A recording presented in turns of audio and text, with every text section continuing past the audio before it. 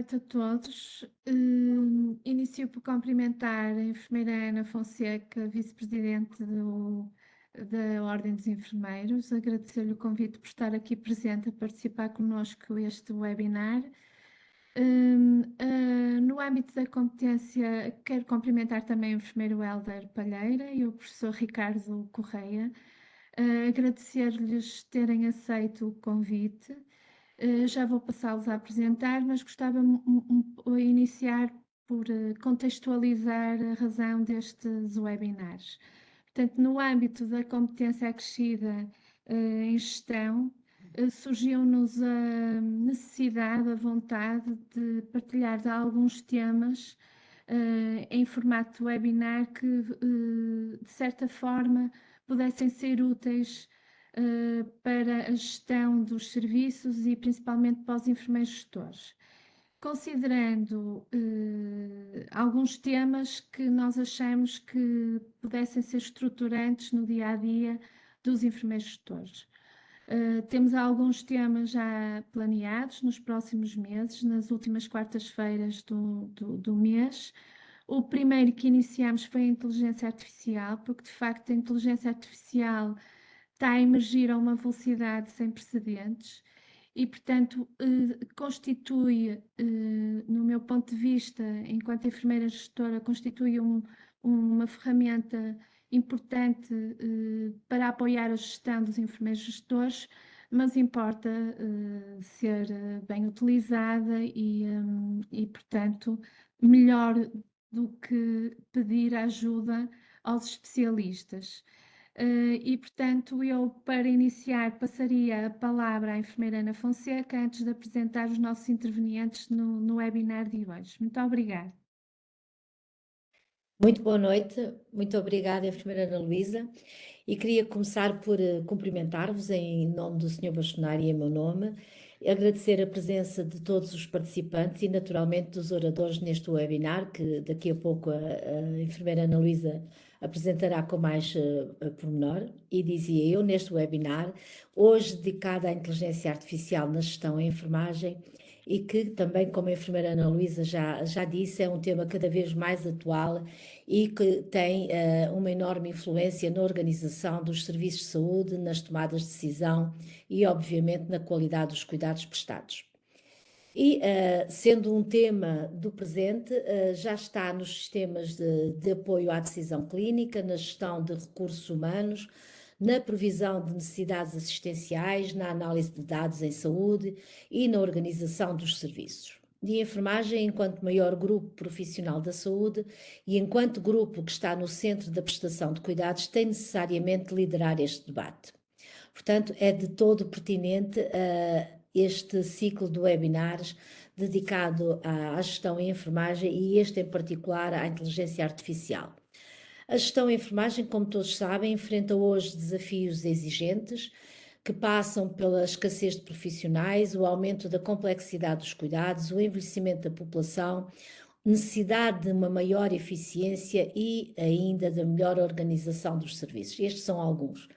As ferramentas de inteligência artificial podem ajudar a melhor planear, a distribuir recursos de forma mais adequada, a antecipar necessidades e a apoiar as tomadas de decisão dos enfermeiros gestores.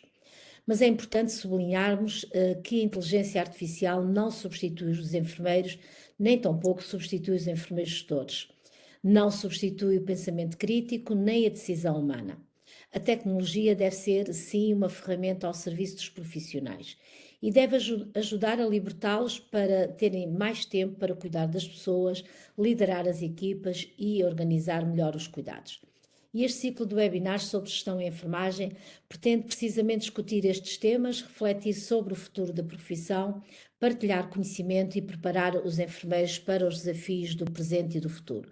E por isso estou muito grata aos nossos dois oradores e também me cumpre agradecer à Comissão da Competência Acrescida em Gestão, que é liderada pela enfermeira Ana Luísa, o facto de ter pensado, planeado e agora dar início à concretização desta atividade. Neste momento de agradecimento, a minha gratidão também às nossas colaboradoras da Academia, hoje a Marlene e a Tânia, que nos bastidores ajudaram a preparar este momento com elevada competência e nos estão a acompanhar, garantindo que tudo decorre como expectável. Muito obrigada, Marlene, muito obrigada, Tânia. A Ordem dos Enfermeiros vai continuar a apostar na formação dos enfermeiros para as áreas de gestão, para a liderança, para a inovação, para a tecnologia, porque sem dúvida o futuro da saúde tem de ser construído com enfermeiros gestores preparados, informados e capazes de liderar verdadeiramente a mudança. Desejo-vos assim um excelente webinar, uma discussão muito produtiva e muito obrigada. Então, eu vou passar a apresentar, muito obrigada, enfermeira Ana, vou passar então a apresentar os nossos oradores. Eu vou apresentar os dois, porque eles vão alternando, sendo que o primeiro, a primeira abordagem será pelo enfermeiro Hélder Palheira. O enfermeiro Hélder Palheiro é um enfermeiro com mestrado em informática médica, com a investigação centrada na visualização de dados clínicos através de modelos da OpenHeart.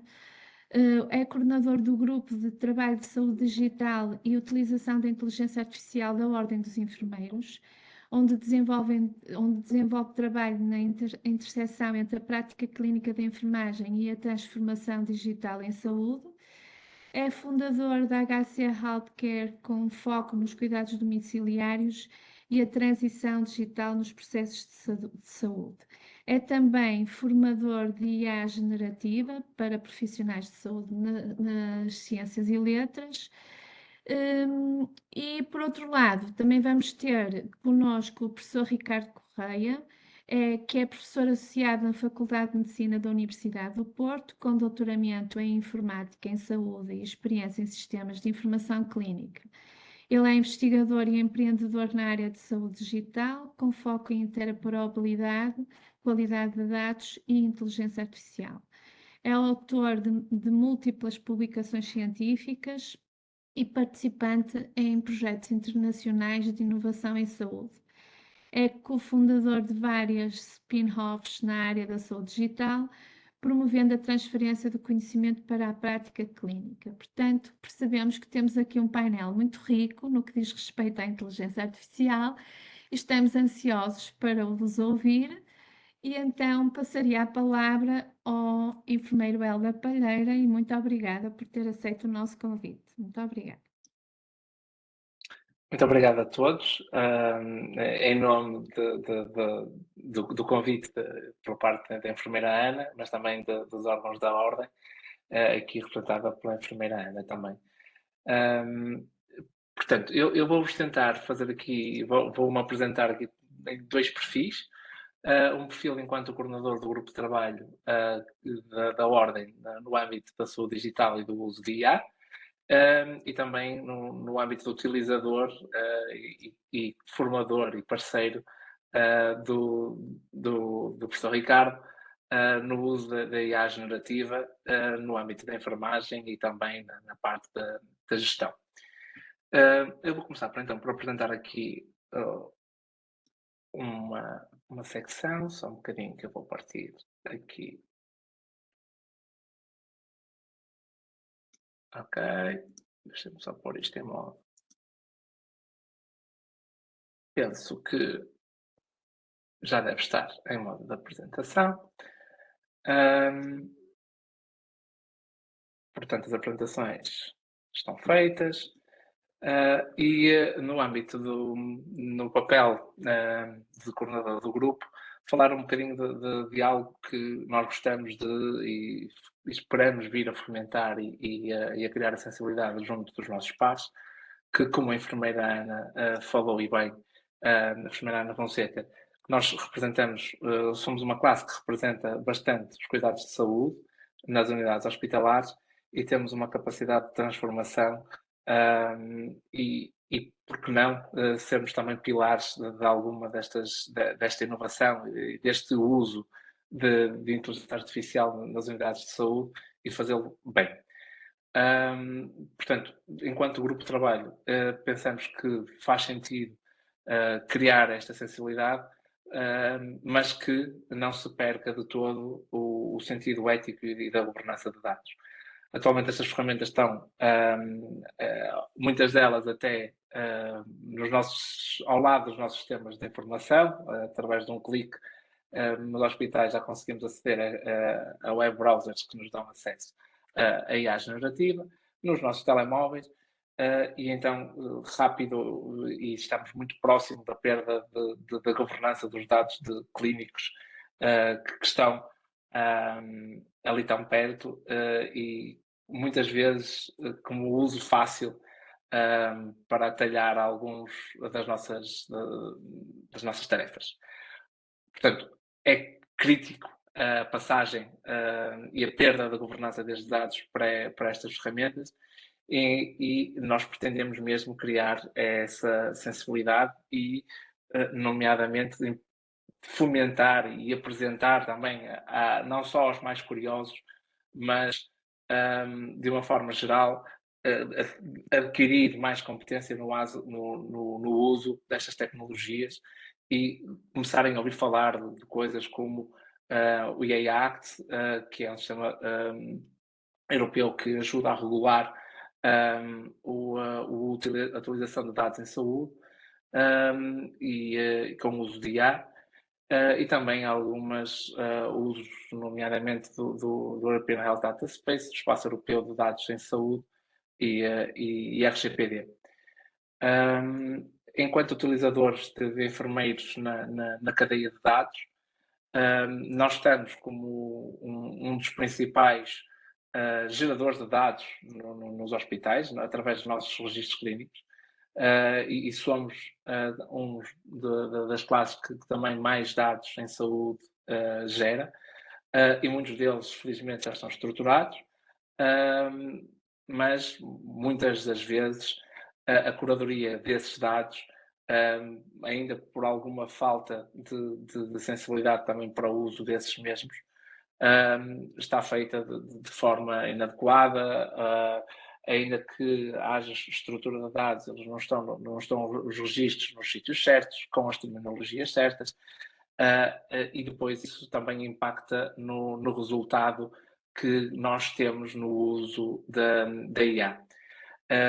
Portanto, quando nós falamos no uso da inteligência artificial, ter a noção de que a qualidade dos dados que nós introduzimos e como introduzimos, seja em sistemas fechados dos hospitais, seja também nestes exemplos que iremos partilhar, se a qualidade daquilo que nós partilhamos com esses sistemas não forem a melhor, certamente o resultado também não será o melhor.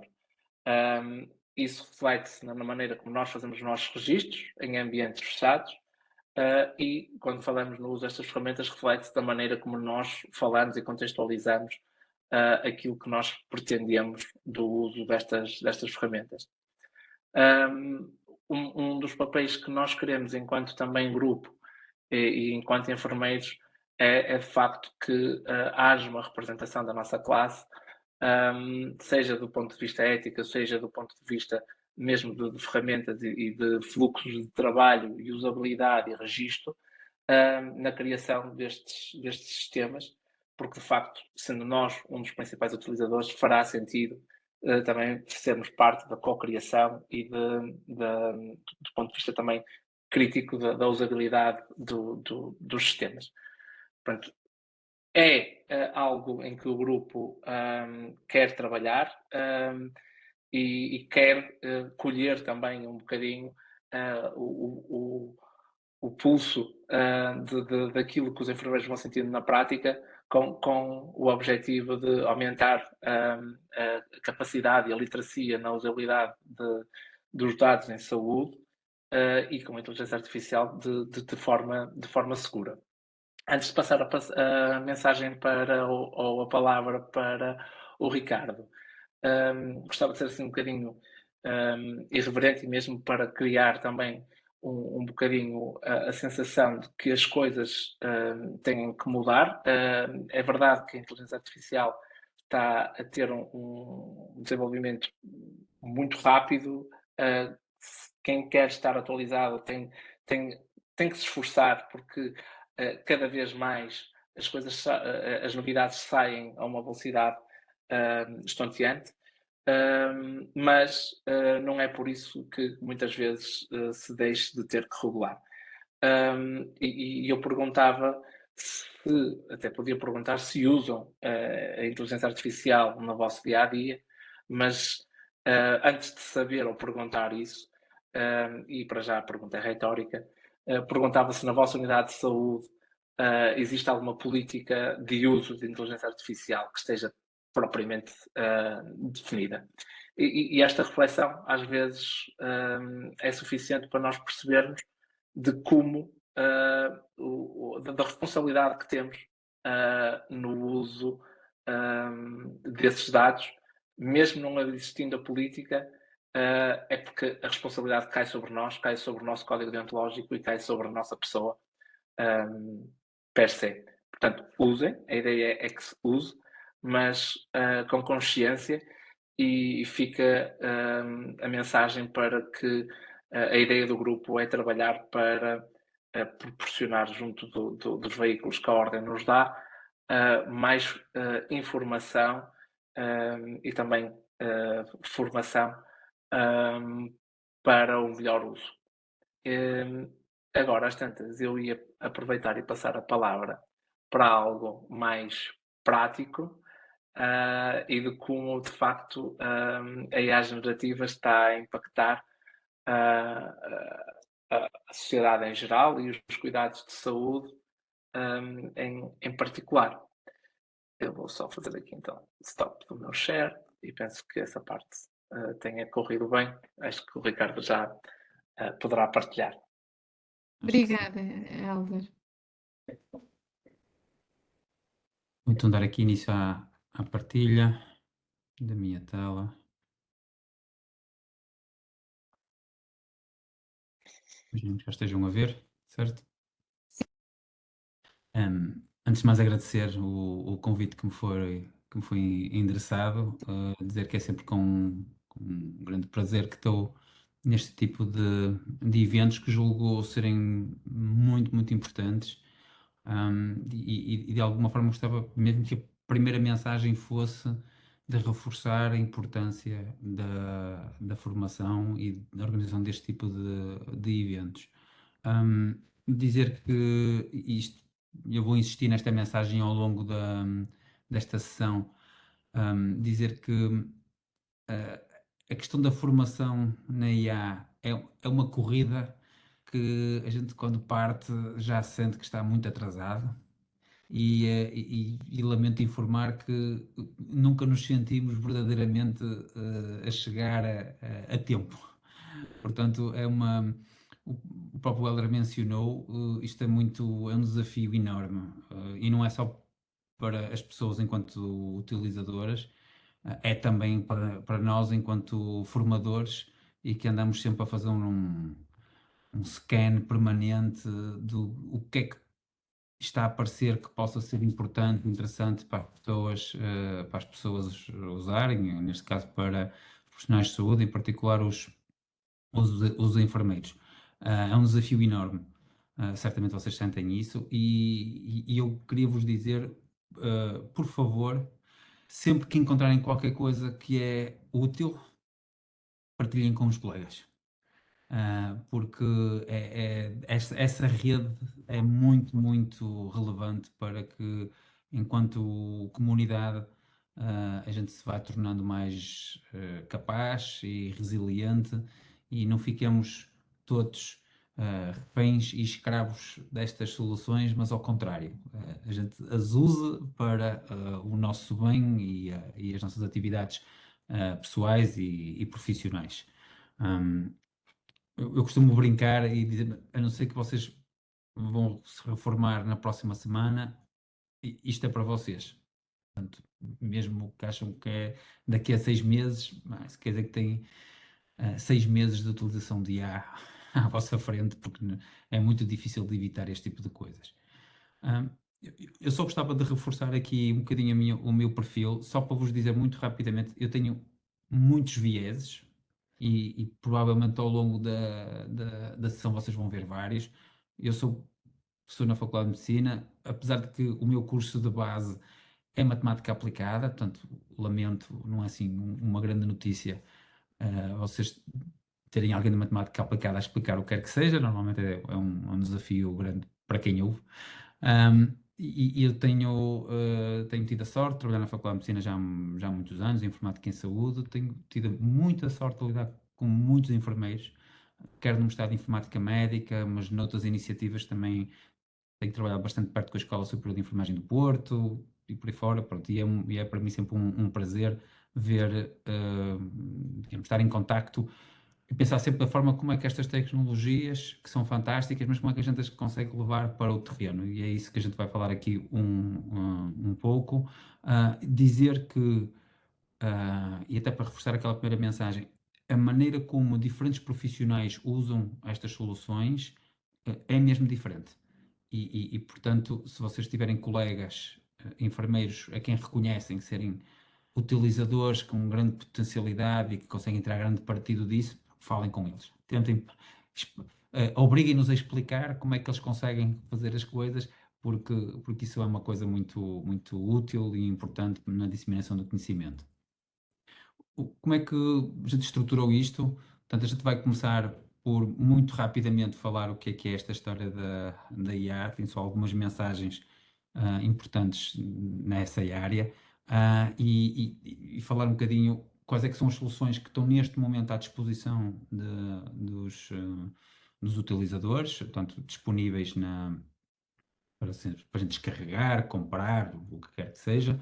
E depois tenho aqui algumas competências práticas que gostava de vos passar.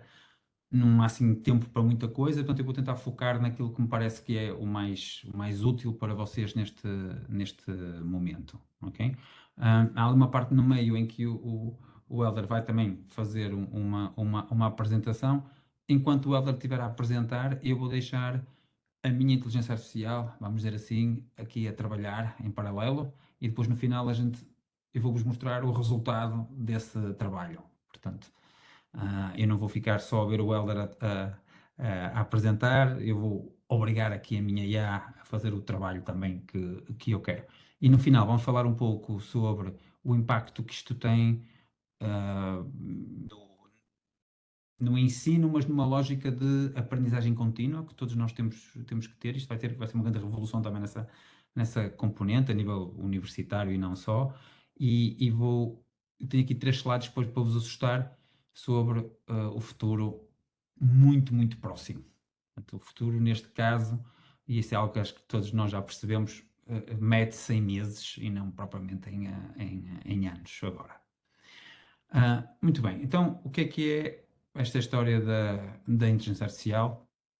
Provavelmente a definição mais simples e que nós todos nos percebemos é que a inteligência artificial é a capacidade de computadores, sistemas computacionais fazerem tarefas que nós antigamente achávamos que eram só para inteligência humana. Fica cada vez mais difícil definir isto desta forma, mas ainda é a maneira como a gente vê. Na enfermagem, imaginem apoio na triagem, manutenção de doentes, na decisão clínica, otimização de escalas, muitas vezes tarefas que a gente acha que são muito complicadas, e são, mas que quando eu consigo pôr um computador à custa de estatística também complexa, a simular e a parecer que é um humano, a gente diz, ok, estamos aqui em presença de inteligência artificial. Existem 3 grupos, assim, de forma simplista, de IA com o qual a gente vai vindo falando. IA estreita, ou Narrow AI, que são inteligência artificial que faz uma coisa só, ok? Portanto, se calhar a forma aquela que a gente conhecia antigamente deste género, eram o Google Maps, que nos dizia como é que eu vou daqui até a Lisboa fugindo ao trânsito, mas só faz isso. Ou o Spotify, que me dizia qual é que era a música seguinte que eu devia ouvir, mas também só faz isso. O Spotify não me fala dos mapas, nem os mapas, nem o Google Maps me fala de música. Portanto, eles estão focados só numa coisa. Depois temos um nível que eu diria que a gente ainda não está aí, mas é aquilo para o qual a maior parte das empresas estão a tentar chegar, que é uma AI geral, em que se consiga falar sobre tudo e mais alguma coisa e com uma capacidade de resposta semelhante ao melhor dos humanos em qualquer uma das áreas.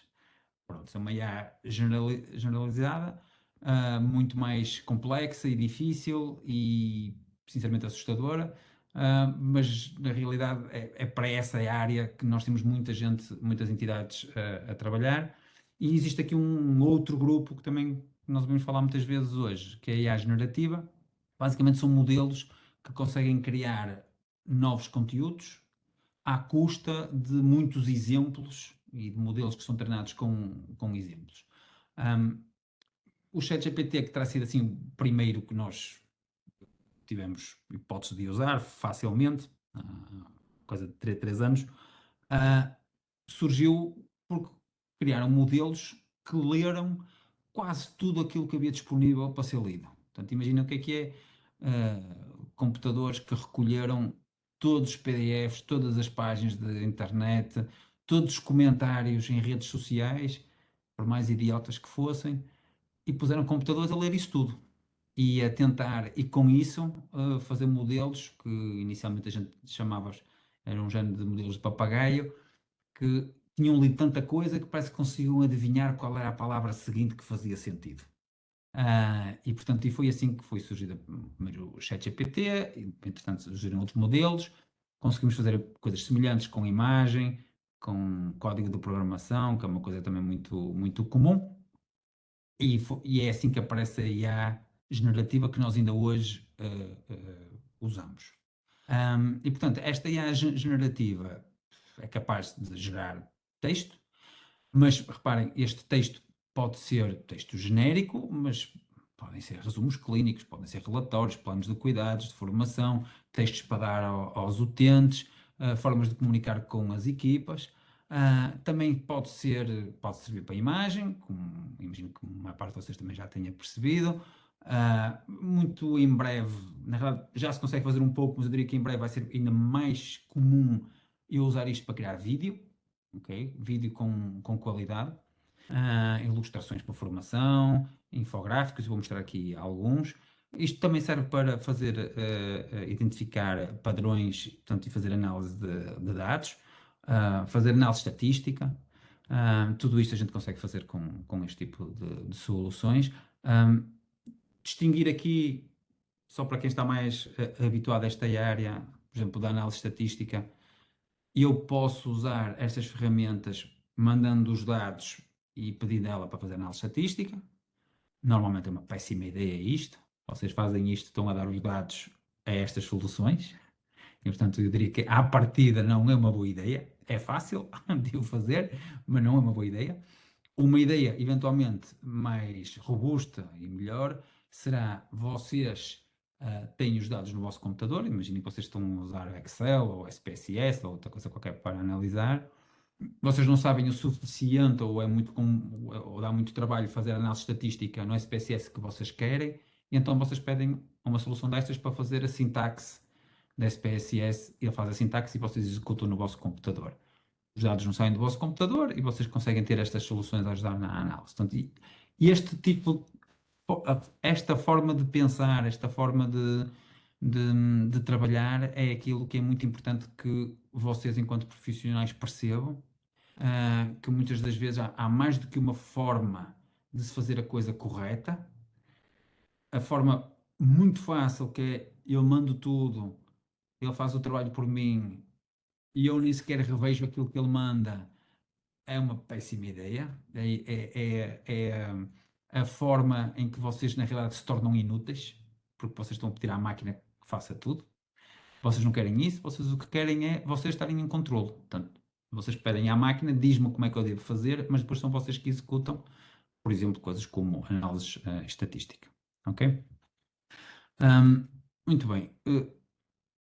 Para quem está muito habituado a fazer slides, eu também aproveito para dizer que quase todos os slides, eu acho que há 2 slides aqui que foi eu que fiz, ok? Tudo o resto foi GenAI que fez, neste caso até foi uma ferramenta chamada Claude, que é um dos sistemas mais usados neste momento, mas só para vocês perceberem que muitos destes slides a gente quase que nem sequer se apercebe, e fica cada vez mais difícil perceber se é um humano ou se é um inteligência artificial que faz. A gente fez com o meu controlo e eu a fazer pequenos ajustes depois do que quero, não é? Eu ao dizer que foi inteligência artificial, eu não estou a retirar a minha responsabilidade do que está aqui. Mas para todos os efeitos é algo que é útil de vocês perceberem. Muito bem. Estes últimos anos, assim, visto em revisão rápida, 2023 tivemos uma explosão enorme no ChatGPT, que foi assim o primeiro sistema a ficar muito conhecido, mas depois tivemos o Google Gemini também lançado. Começámos a ver a Europa a tentar responder com regulação, e diga-se de passagem, ainda bem, que é um problema muito sério que a gente tem. Há algumas experiências já na saúde com uma série de sistemas de IA. Eu diria que nós não usamos, ou seja, nós podemos usar bastante mais IA na saúde do que aquela que usamos, e uma das razões pelas quais usamos pouco é porque ainda não é fácil de validar que as respostas da IA são seguras e ter esses processos certificados. Okay? Se nós aligeirássemos esse passo, se aceitássemos qualquer coisa, vamos dizer assim, então a quantidade de soluções que estavam em vigor eram muito maior. Em 24 tivemos uma série de sistemas novos. Eu reforçava aqui um em particular, o Copilot. Portanto, foi a primeira vez que a gente teve assim uma solução de IA dentro dos documentos dos programas que a gente mais usa, Word, Excel, PowerPoint, por aí fora. Isto vai passar a ser uma coisa muito, muito mais comum. E reforça aquela ideia de é quase impossível a gente não usar, porque agora até se quiser escrever uma carta simples no Word, eu vou ter sempre sistemas de IA a dizer, olha, mas você não quer mudar esse parágrafo para algo melhor? Essa frase não ficava melhor escrita de outra forma? E, portanto, nós, na realidade, não vale a pena. É melhor desistirmos daquela ideia de, eu vou fazer o que tenho a fazer, mas não use IA. Vai ser mais difícil não usar do que usar em breve. E 2025 e agora mais em 26 é o ano em que nós começamos a ver novas formas de IA surgir. Aqui em particular queria chamar a atenção para esta história dos agentes. É algo que estejam atentos, que isto vai ser uma revolução muito grande, esta parte dos agentes de IA, porque de uma forma muito simplista, uma coisa é eu chegar no ChatGPT e pedir algo e ele responde-me e faz-me um texto, uma imagem, um vídeo, o que eu quiser. Outra coisa é eu dizer a uma solução deste género, olha, eu quero que tu todas as manhãs vais ver quais é que são as notícias que são relevantes à ordem dos enfermeiros e quero que me faças um resumo, e se for deste tópico manda para o Helder, se for daquele tópico manda para o Ricardo, se for daquele tópico manda para não sei quem, e este sistema fica a funcionar todos os dias assim, e eu não preciso de instruir uma vez, e ele fica de forma autónoma a trabalhar todos os dias. Portanto, é um processo completamente diferente de pensar e muito mais poderoso este segundo. Uma coisa que muitas vezes eu e o Helder também somos, perguntam-nos, então explica-me lá qual é que é o melhor chatbot neste momento em vigor. Assim, se eu e o Helder damos uma resposta muito clara, estamos a mentir. Porque é tão complexo neste momento. A resposta típica devia ser depende. Às tantas, a resposta que eu dou hoje não é a mesma que eu dava há 6 meses e não é a mesma que eu dava há um ano e meio. Muda muito. Mas eu posso dizer que a maior parte dos sistemas são muito bons e a grande diferença de qualidade de resposta neste momento é que não tem a ver com o sistema, tem a ver com o utilizador. Ou seja, uma pessoa que saiba fazer as instruções corretas num mau sistema consegue ter muito melhores respostas do que alguém que não está tão habituado a fazer perguntas no melhor sistema de todos. E, portanto, é curioso. o que até certo ponto é bom porque voltou outra vez a ser importante o utilizador desse ponto de vista. Menos do que o sistema em si, passa outra vez a ser, olha, pá, depende das competências de cada um. E vocês têm aqui em cima um conjunto de sistemas genéricos, portanto, que respondem sobre culinária francesa ou gestão em enfermagem, portanto, são capazes de falar sobre tudo e mais alguma coisa. E depois tem em baixo um conjunto de outros sistemas, que é uma lista infindável, aqui tem só alguns exemplos, de ferramentas específicas para coisas em particular. Eu arrisco-me a dizer que aqui com os colegas que estão a visitar, que estão a acompanhar esta sessão, se as pessoas escrevessem no chat as ferramentas específicas que usam, com IA, a gente rapidamente fazer aqui uma lista de 100 sistemas de certeza absoluta. São muitas coisas diferentes que estão a aparecer e muitos deles aparecem e desaparecem e, portanto, são muito úteis desse ponto de vista, mas não se agarrem muito a nenhum, porque muito provavelmente daqui a 3 meses aquele que vocês usam vai ser, digamos, ultrapassado por um outro qualquer e, portanto, tem um mercado efervescente desse ponto de vista. Então, isto era só vos queria dar assim este panorama inicial sobre IA e gostava agora de vos falar sobre algumas coisas que eu gostava mesmo que vocês, quem tenha estado mais distraído nos últimos meses sobre como usar esta história de GenAI, pudesse aprender e de alguma forma pôr em prática já. Se não for hoje, vamos acabar à tarde, mas eventualmente amanhã, para começar a tirar partido desta sessão. Uma primeira coisa que é muito, muito relevante é de vocês parametrizarem o chatbot que vocês usam. Eu tenho aqui um screenshot de como é possível fazer isso no ChatGPT, mas se vocês usarem o Gemini ou o Copilot, todos eles têm algures uma opção para isto. O que vocês conseguem ver aqui nestes ecrãs do lado esquerdo é, ok, onde é que eu cliquei. Se eu for aqui no ChatGPT, se for aqui à personalização, aparece-me aqui este ecrã, como está aqui do lado direito, e o que eu estou a falar é uma caixinha que aparece a alguns, no caso do ChatGPT, chama-se instruções personalizadas. Portanto, é esta caixa que está aqui, onde eu tenho aqui escrito língua, finalidade, postura intelectual, por aí fora. Vocês dizem como é que querem que essas ferramentas vos respondam. Qualquer que seja a pergunta que vocês vão fazer.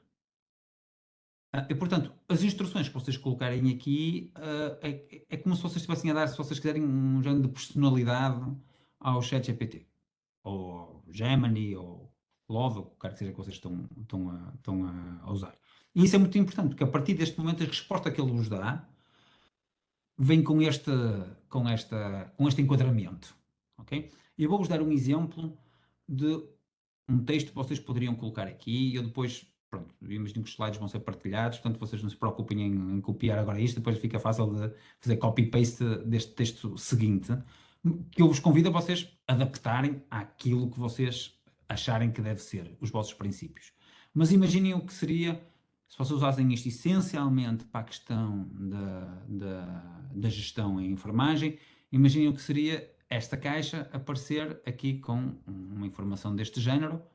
Portanto, a parametrização ser finalidade, apoiar o enfermeiro gestor na tomada de decisão, organização de serviços e produção de documentos com foco em qualidade, segurança do doente e eficiência. Portanto, eu ao colocar coisas deste género, logo de início, eu estou a dizer, olha, qualquer que seja a resposta que tu me dês, a qualquer que seja a pergunta, lembra-te na questão do foco de qualidade, segurança do doente e eficiência. E depois eu posso lhe dizer, olha, mas mais do que isso, eu quero que o teu papel seja parceiro estratégico, traduzindo problemas em soluções práticas e adaptadas ao contexto real dos serviços da saúde. Ou seja, não me dês ideias que depois não são possíveis de serem concretizadas em algo pronto, no terreno. Não é? Depois posso lhe dizer também, eu tenho o meu chat programado desta forma, que é assim, muitas vezes é muito chato, mas é assim que eu gosto dele, dizer que eu quero que ele identifique pressupostos e fragilidades naquilo que eu digo e ele fazer-me, de alguma forma, contraposição àquilo que eu estou a dizer. Portanto, se eu estou a dizer estou mesmo convencido que a Terra é plana, eu gostava que ele me dissesse, Ricardo, lamento, mas até agora a evidência aponta mais para que seja redonda e que não seja plana. E muitas daquelas questões que muitas vezes as pessoas dizem das alucinações e por aí fora, eu consigo ir diminuindo com este tipo digamos, de indicações logo iniciais.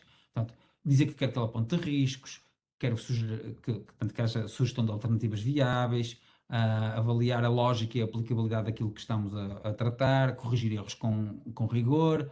Portanto, tudo isto é muito relevante. E depois, outra vez, isto tem a ver com um perfil que eu acho que faz sentido para vocês, ou que vos é útil. Posso dizer que quero que ele foque em questões práticas, considerar limitações reais, como o tempo, recursos, equipa, aquilo que for relevante para a área que vocês estão a trabalhar. E, portanto, vocês percebem. E eu, se tiver isto nas definições iniciais, qualquer que seja a pergunta que eu faça a partir daí, ok, ele vai ter este foco e, portanto, tenho aqui um enquadramento que melhora em muito a qualidade das respostas que nós temos. Pronto. Portanto, como eu já disse anteriormente, isto são nas definições iniciais e já vos ajuda muito. Depois, como é que eu faço para começar uma conversa para atacar um problema qualquer? A primeira instrução que vocês dão, portanto, quando começam um diálogo, a primeira coisa que vocês pedem é muito importante. Okay? Se vocês quiserem, quer aqui uma analogia, é do género, não há uma segunda oportunidade para uma primeira impressão, não é? Portanto, como vocês começam, marca muito da conversa toda que vai seguir. Até porque estas soluções, neste momento, falam tanto, escrevem tanto, que vocês, a seguir à primeira questão, ele vai-vos escrever tanto que vocês até vão sentir-se assim um bocadinho overwhelmed, não é? Um bocadinho soterrados de tanto texto. É bom que venha já coisas com qualidade que eu possa usar, porque senão é um esparguete difícil de eu me desenrascar ali no meio. 3 coisas que a primeiro prompt, a primeira instrução deve ter: persona, objetivo e contexto. O que é que são estas 3 coisas? A persona é eu dizer qual é o papel que eu quero que ele desempenhe. Se vocês vão usar o ChatGPT para fazer a refeição aí de casa, então digam que ele quer ser um chefe de cozinha. Se vocês querem querem que ele vos ajude nas tarefas de gestão da enfermagem, digam que querem que ele seja um especialista nessa componente. Essa é a primeira. A segunda é o contexto. Mas porquê é que vocês estão a pedir? Se é o chefe de cozinha, vocês podem dizer, eu só vou ter meia hora para fazer a comida e olha, o que eu tenho no frigorífico é apenas isto e eu vou ter 3 pessoas lá em casa para comer. É esse o contexto que vocês têm. Chefe de cozinha e isto é o contexto. Se for na área da enfermagem, pronto, há de ser outro contexto, há de ser outro, precisa para uma apresentação, o que quer que seja. E no final, o objetivo. Eu tenho aqui um exemplo para vocês mais facilmente perceberem isto. Portanto, neste caso eu digo, eu quero que ele atue como especialista em evidência na gestão de enfermagem. O objetivo é apoiar na elaboração de uma revisão estruturada sobre burnout em enfermagem e a partir deste momento eu peço desculpa por coisas que eu diga sobre burnout em enfermagem. Lembrem-se, a minha formação de base é matemática aplicada e portanto isto é só um exemplo, portanto não levem a mal. Mas imaginem o que seria de eu querer fazer uma sessão deste género, uma revisão sobre este tópico. E depois no contexto, muito bem, sou enfermeiro gestor e pretendo compreender o estado da arte para melhorar práticas no serviço e tenho aqui uma lista de algumas tarefas que eu gostaria que ele fizesse ou que me ajudasse a fazer e outra vez os critérios, estão a ver? Eu quero que seja claro, com rigor e com aplicabilidade prática. Tipicamente, na sequência disto, ele começa-me logo a lançar uma série de texto. E muitas vezes é tanto texto que eu fico também um pouco atrapalhado, ok, mas agora eu preciso de mais coisas para ele levar isto na direção que eu quero. E então, a segunda técnica que eu gostava de vos explicar é nós fazemos aqui uma inversão em que, na realidade, eu digo a ele, olha, tu faz umas perguntas para eu te explicar o que é que eu quero. Em vez de estar eu a dizer o que é que eu quero que tu me faças perguntas. E então, uma forma muito preguiçosa, mas muito eficaz de fazer isto, é eu dizer-lhe explicitamente, olha, quero que me faças X perguntas, eu aqui disse 5, mas podia ser quantas eu quisesse, faz-me X perguntas de escolha múltipla, e a escolha múltipla é deliciosa, porque eu depois só tenho que dizer qual é a letra que eu quero. E, portanto, estão a ver, eu levo esta história da preguiça muito, muito a sério, mas a questão das opções da resposta múltipla também são úteis, porque muitas vezes eu olhando para as opções, e eu entendo com mais facilidade o alcance da pergunta. Okay? Muitas vezes não é só perguntas, respostas, as opções de resposta também são úteis. Portanto, o que é que eu digo? Faz 5 perguntas de escolha múltipla para ajudar a definir o que pretende com esta revisão, faz uma pergunta de cada vez, que é um outro truque também útil, que assim, a minha resposta à primeira pergunta ele usa para melhorar a segunda pergunta e por aí fora. Portanto, eu vou respondendo e ele vai melhorando as perguntas que me faz a seguir. Portanto, neste caso, pergunta-me qual é o principal propósito desta revisão, no seu contexto como enfermeiro, gestor. Lamento, ele acha que eu sou um enfermeiro gestor, portanto, outra vez, eu consegui enganar o ChatGPT desse ponto de vista. E aqui, a esta pergunta, eu disse que escolhia C, vamos ver, só pus ali C, e disse que o que eu queria aqui mesmo era definir intervenções práticas para reduzir o burnout. Era esse o meu principal propósito para esta revisão. Eu só escrevi C, disse C, ele muito bem, então pediu-me pergunta seguinte, ótimo, isto já orienta a revisão para a ação prática, o que é exigente, porque obriga a filtrar bem a evidência, evitar soluções superficiais, e faz-me a pergunta seguinte, que nível de intervenção pretende projetar na revisão. Pronto, eu não vou percorrer aqui as 5 perguntas, mas estão a ver, eu só ia dizendo, escolhendo A, B, C ou D, e ele ia-me fazendo para a pergunta seguinte. Vou saltar já para o final, depois de eu responder às 5 perguntas, e ele faz-me aqui um sumário simples, e diz-me, ok, muito bem, perfil da revisão que se está a construir, objetivo central, definir intervenções práticas para reduzir o burnout. Eu escolhi uma abordagem integrada de indivíduo mais organização, a escala seria essencialmente hospitalar, foco na gestão de recursos humanos com impacto na qualidade e segurança, e a metodologia revisão estruturada, pragmática, não sistemática, formal. Reparem, eu tinha-vos dito que eu tenho o meu ChatGPT programado para ser chato e para me criticar. E ele já me está aqui a alertar, olha, fantástico, mas tens aqui um ponto que merece atenção, é porque há aqui uma tensão entre tu queres coisas práticas e ao mesmo tempo uma revisão não sistemática. Isto, pronto, pode ser que tu estejas depois a sugerir coisas que não têm evidência suficiente, pronto.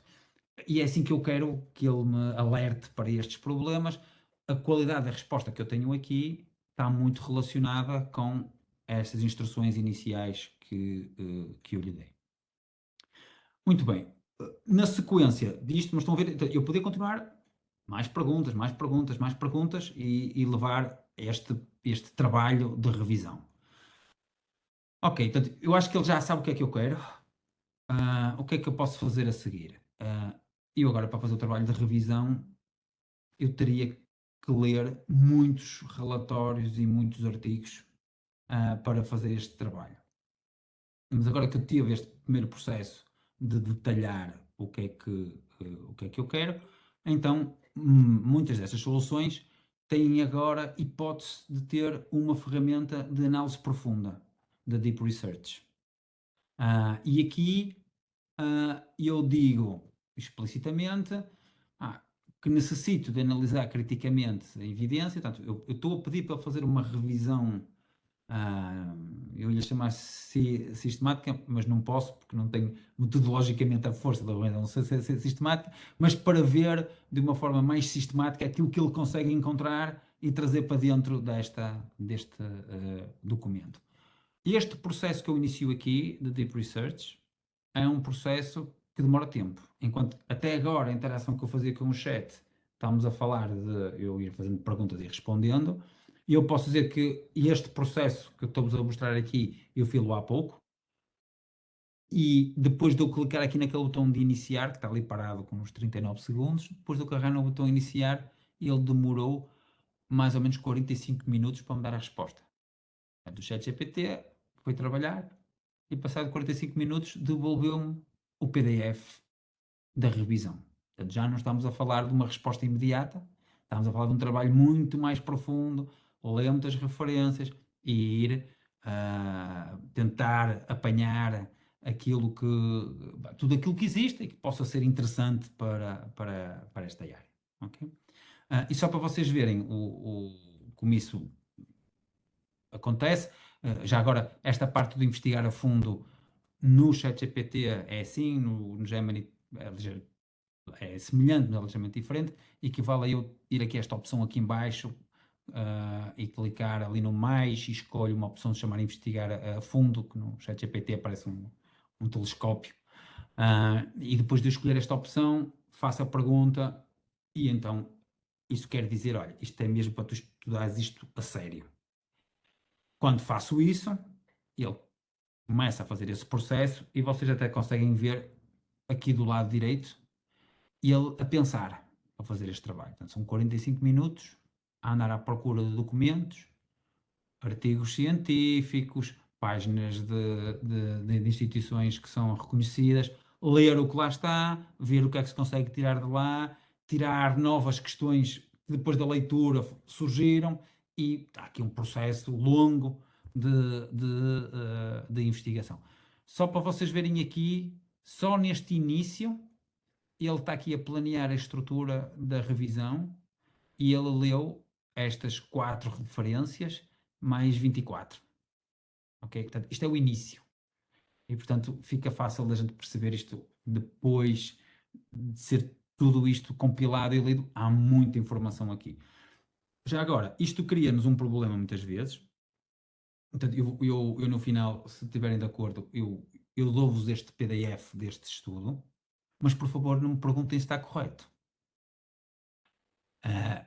Por um lado, lembre-se, a minha formação é matemática aplicada, portanto eu não sei o suficiente sequer para corretamente interpretar o que está lá dentro, mas por outro lado é um problema que nós começamos a ter com estas soluções, é que a quantidade de informação que elas são capazes de gerar é tão grande que nós humanos temos dificuldade em gerir toda essa informação. Portanto, vai-nos criar aqui um problema de, muitas vezes nós vamos ter tentados a dizer assim, epá, ele leu tanta coisa, gerou um documento de 18 páginas, eu vou-me acreditar no que lá está, porque eu não vou ter capacidade de processar aquilo. Ok? Eu não acho que seja uma grande ideia, mas estou só a dizer o que me parece que é os comportamentos normais neste momento e que todos nós vamos sentir esta pressão, esta tentação para fazer isso. Ok? Agora, se estivessem de acordo, eu ia passar aqui a pasta ao meu colega Heller, enquanto eu vou tratar de fazer aqui uns slides extra com base neste documento, desta revisão que acabou de sair do forno, para vocês verem mais à frente como é que isto pode ser apresentado. Obrigada, professor Ricardo. Obrigado, Ricardo. E agora, continuando neste espectro da apresentação que o Ricardo estava a fazer, eu queria aproveitar e trazer pelo menos 2 exemplos de algo que foi desenvolvido por colegas que não são os mais experts de uso destas ferramentas, mas que começaram aos poucos também a interagir com elas e a perceber de facto quais é que eram as mais-valias e a conseguir já extrair algumas coisas que de facto se tornam também impactantes para o dia a dia. Deixem só. Para aqui o sistema a colaborar connosco. Ok. Portanto, tenham em conta que aqui estamos a falar de uma interação como esta que o Ricardo acabou por apresentar, na mesma com estruturas de prompt, na mesma com a finalidade de acrescentar algo à nossa prática clínica e com o uso de GenAI. um dos propósitos que o colega nos trouxe foi que ele queria desenvolver um instrumento de monitorização de prática da enfermagem. Basicamente, a ideia do colega era mais do ponto de vista ainda de canalizar um fluxo até a um processo de auditoria. Ele começou por identificar o contexto em que ele estava inserido, a dizer que estava num hospital privado, que era no Porto, que era um enfermeiro auditor sénior, e pretendia saber o que é que a literatura dizia relativamente ao tema, e eu não estou a utilizar os prompts todos que ele pôs, só trouxe aqui alguns para dar exemplo. Destas ferramentas, destes padrões que o Ricardo falou há pouco, do persona, dos objetivos e do contexto, e depois acrescentando mais aqui alguns formatos de saída e até fazer uma orientação, nomeadamente tipo, tentar que ele fosse buscar determinadas fontes, como ele pôs aqui, da WebSchool, da PubMed, do Scopus, e também arranjar forma de ter informação originada num formato de tabela. Ele conseguiu ter o formato de tabela e conseguiu exportar isto para um ficheiro editável, neste caso era do Google Sheets, porque ele estava a utilizar um ambiente do Gemini. E como foi a base do trabalho dele, então, para o projeto piloto de auditoria no serviço de internamento, portanto, o fluxo de trabalho dele a ser seguido, já a fazer um scope para quedas em ambiente hospitalar, e ele criou a implementação de um projeto a nível do tempo. Conseguiu ter uma timeline do projeto, então já queria fazer a implementação nesta fase de ter materiais e formulários para popular estas bases de dados que ele queria. Reparem, ele estava a utilizar estas ferramentas de IA generativa e estava a aproveitar o conhecimento que ele tem e a utilizar a IA generativa como assistente. Digamos que a fonte de conhecimento prático e de contexto era dele, o da especialidade específica do caso também era dele, e mesmo que não tivesse em alguma altura não ser totalmente dele, ele fez a pesquisa com a ajuda do ChatGPT e do Gemini, aqui com a diferença do Ricardo, que ele olhou para o material produzido e enquadrou e viu o que é que era relevante, portanto teve aqui uma posição de humano estar no ciclo a controlar o que a IA gerava. Depois de controlar essa parte, então decidiu criar agora este planeamento da tal ferramenta que o iria ajudar a fazer a auditoria para a prevenção de quedas. E ele queria que replicar em todos os internamentos o mesmo formulário. Eles tinham uma folha, preenchiam o formulário, depois alguém tinha que pegar nessa folha e juntar isso a uma folha de Excel. E eis que, se não, a IA generativa sugeriu fazer mesmo o formulário, neste caso, numa linguagem que ele não percebia, que era em HTML, e ele preencheria o formulário, e este formulário estava a guardar o registro para depois conseguir exportar numa folha de CSV, numa tabela CSV e Excel.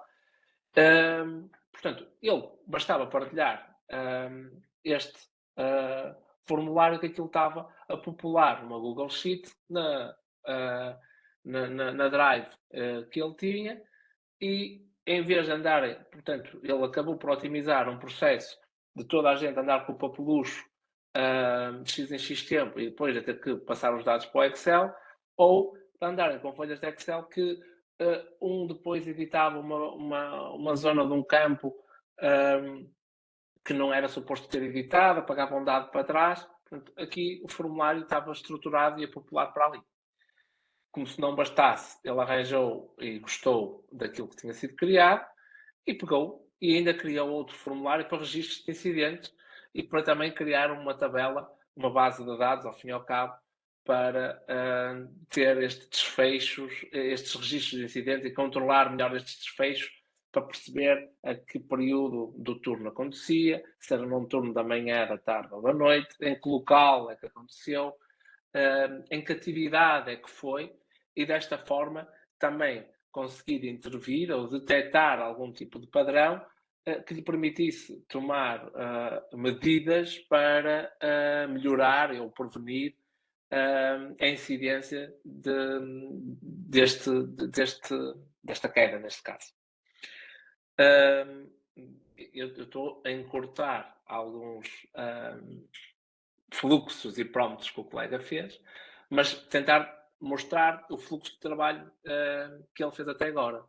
Ele acabou por fazer uma pesquisa, depois de ter feito a pesquisa com um deep research, percebeu quais eram as fontes que eram necessárias para aquele âmbito, criou o processo de auditoria, criou o registro de incidente e depois sentiu que tinha uma oportunidade de implementar isso no serviço, e para passar esta informação aos colegas decidiu também que a IA lhe gerasse uma infografia de maneira a ele conseguir apresentar isto e tornar uma prática comum no serviço.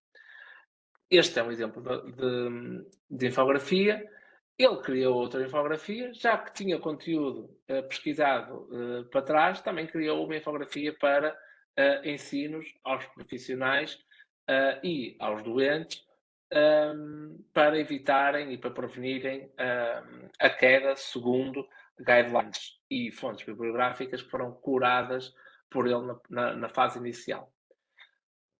Ele ainda acabou por fazer outra coisa.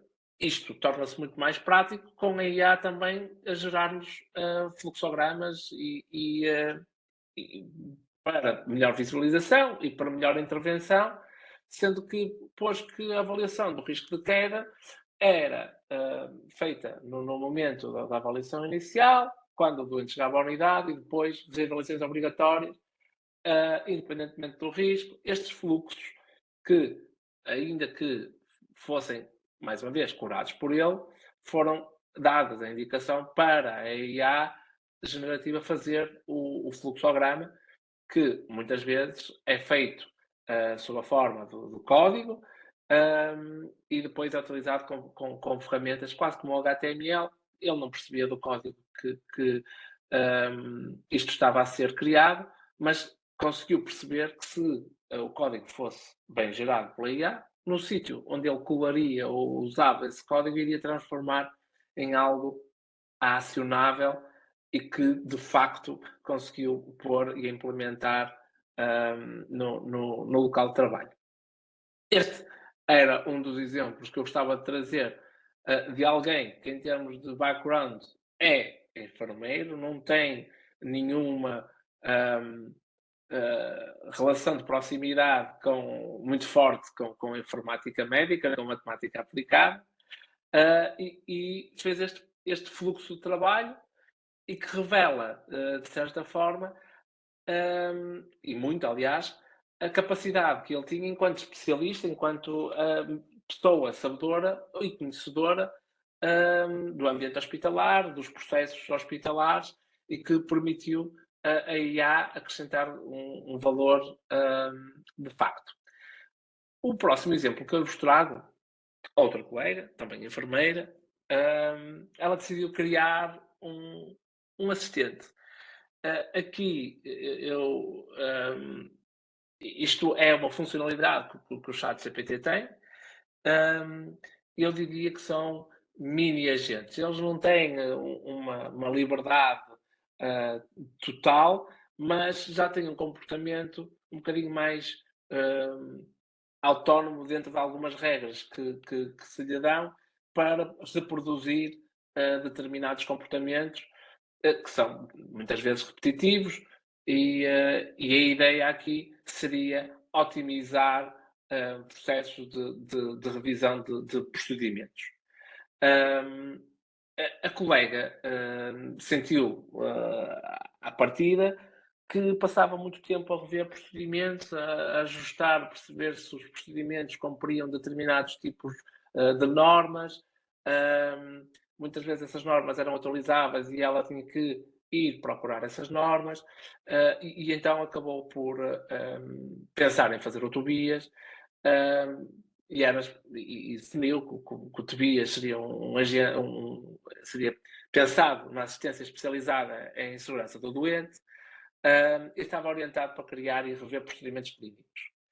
A intenção dela foi que respondesse de uma forma estruturada, portanto, sempre todos os inputs que nós punhamos a falar com o Tobias, a formato de saída do Tobias iria ser sempre idêntico. E ela iria controlar não só a estrutura, mas também o conteúdo que lá estava.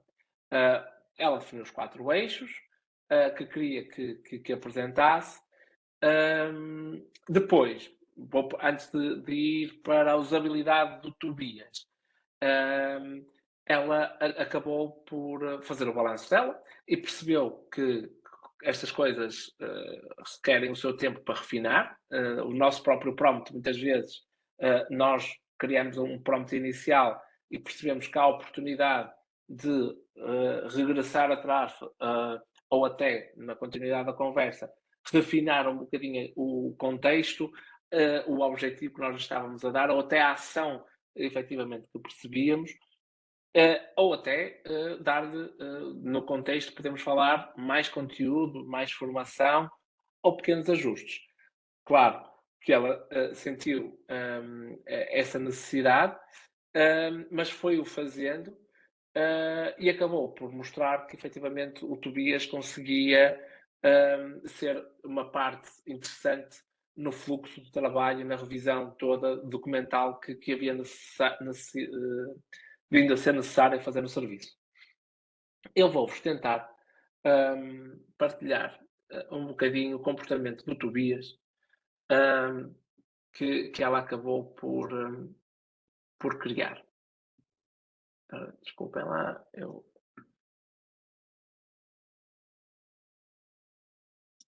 Ok. Acho que... Pronto, ela teve a amabilidade de deixar partilhar isto por um repositório nosso. Portanto, o chat funciona normalmente como o chat GPT habitual. Isto aqui é uma sugestão de início de conversa que ela pôs só com Olá Tobias. E, de facto, quando nós dizemos Olá Tobias, ele acaba por se apresentar. Esta estrutura é uma estrutura que é relativamente repetível. Ele apresenta-se sempre mais ou menos da mesma forma, porque está embutido nas instruções que ela colocou para este pequeno assistente. Ela partilhou e está dentro do template institucional que ela pretendia. Eu vou utilizar de exemplo uma coisa que não é um procedimento e vou fazê-lo de propósito para testar, ao fim e ao cabo, algo que está programado para ter um comportamento associado a procedimentos. Eu vou-lhe dar um manual de quedas. É algo de uma instituição, é público, estava na internet, e eu vou-lhe utilizar o manual. O que se esperaria disto, sendo ela tendo regras específicas para um procedimento, era que ele fizesse a avaliação dos pilares que ela definiu de um procedimento e não de um manual.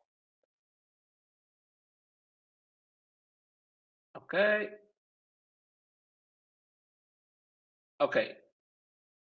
Lembram-se do Ricardo ter mostrado aí aquela capacidade do sistema procurar mais informação e ele próprio nos fazer algumas perguntas sobre os documentos.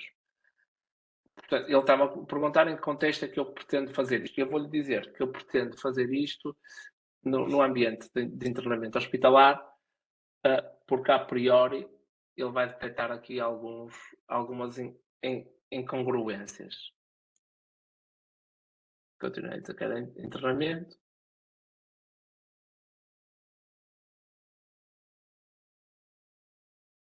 Isto é outra das problemáticas que o Ricardo falou para lhe fazer 5 perguntas, e muitas vezes nas instruções faz sentido nós colocarmos um número de perguntas que faz sentido ele nos fazer.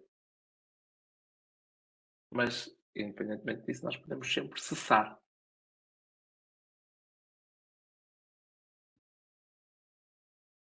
E podemos fazer isto desta forma.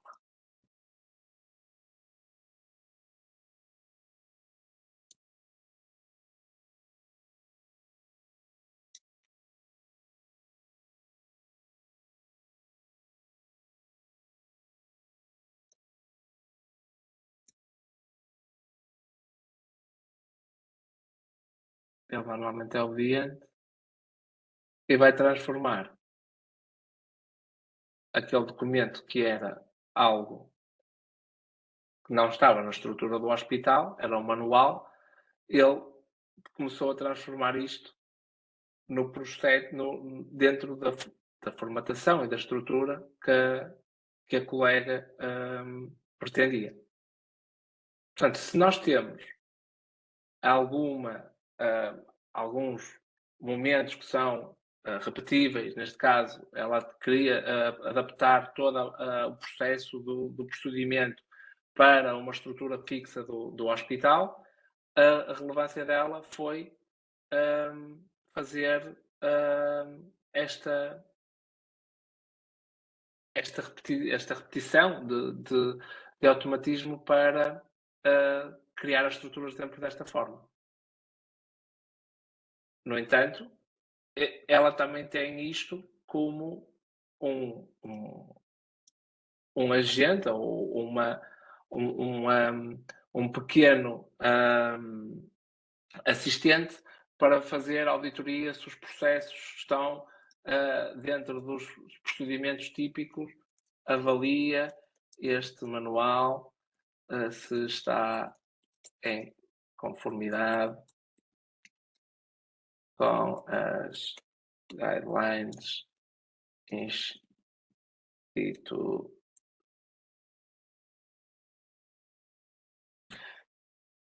E tendo em conta que ela lhe inseriu dentro do conhecimento dela, deste agente, quais é que eram as guidelines, ele vai referir se está ou não em conformidade. Portanto, vai-lhe dizer que a aplicabilidade não está prevista e vai-lhe dizer quais é que são as lacunas, quais é que são os riscos, porque é que isto não está auditável. E esta estrutura, se repararem, é uma estrutura de uma avaliação que foi ela que programou e que se vai sempre repetir. Esta identificação de lacunas, as ambiguidades, a matriz de risco. Portanto, porquê? Porque, apesar de tudo, isto era um manual e ele poderia adaptá-lo a um procedimento, mas avaliá-lo como procedimento, ele não iria cumprir aquela estrutura que ali estava e aquilo que era suposto. Pronto, isto para dizer, e para não tomar muito do vosso tempo, a intenção que a colega teve ao fazer isto foi, de facto, uma otimização do tempo de trabalho dela, sem prejuízo de dados sensíveis, sem prejuízo de uma análise rigorosa e crítica anterior da fonte de conhecimento que deu a este pequeno assistente, mas que conseguiu identificar 2 vertentes para ele, que de avaliar documentos e processos internos que tinha, procedimentos internos que tinha, e perceber a capacidade da melhoria, se existia oportunidade de melhoria, e se existir oportunidade de melhoria, quando ela acontecesse, já ia acontecer dentro de uma estrutura que já estava pré-definida daqueles documentos hospitalares. Bem como a avaliação por si só dos documentos. E isto é algo que não está tangível a todos nós, que é possível alcançar esta proficiência e, quiçá, até mais, e muitas vezes o papel passa por nós não perdermos a noção de que nós queremos é que a IA seja nossa assistente e que grande parte das vezes nós é que temos o fonte de conhecimento da prática clínica que ele não vai ter esse contexto. Portanto, essa parte somos sempre nós que a vamos ter que dar. E aí eu digo mesmo à vontade, eu não tenho problema em dizer que isto foi produzido por IA, porque foi produzido por IA, mas tem muito do meu ADN, porque eu fui fazendo a minha curadoria em todo o processo e fui usando a IA como um assistente. Não é que não haja a possibilidade e a oportunidade de utilizar a IA de forma em que ela seja líder no momento em que faz a pesquisa, em que faz a abordagem, importa no output que ela faz, se nós não tivermos uma personalização como o Ricardo tenha, de ser críticos, que nós sejamos críticos e que não aproveitemos a facilidade em criar conteúdo e não os ponhamos esse conteúdo à mercê do geral. Aí sim é produto da IA, mas que foi eu que produzi, mas é da IA. Ao contrário de ser algo que foi produzido pela IA, mas por mim e com a minha entidade. Espero não ter roubado muito tempo, nem ter sido muito maçudo. E back to you, Ricardo. Fantástico seguimento. Obrigada, Helder.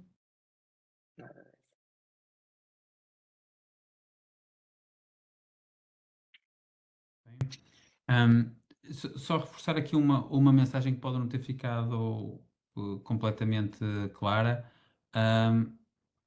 O que o Helder mostrou aqui é o produto de colegas vossos que fizeram uma solução, muitas vezes não é sequer para eles usarem. Eles estão a fazer sistemas para que outras pessoas usem. Portanto, uma coisa que antigamente a gente achava que eram só a malta da matemática aplicada ou da ciência da computação que fazia, que era fazer software para outros. Isto hoje em dia é uma coisa muito mais fácil, está muito mais à disponibilidade de todos e pronto. E, portanto, é importante perceberem que é uma nova realidade, que é eu não preciso fazer só coisas para mim, eu posso usar isto para criar soluções para que os meus colegas também tirem partido, ok?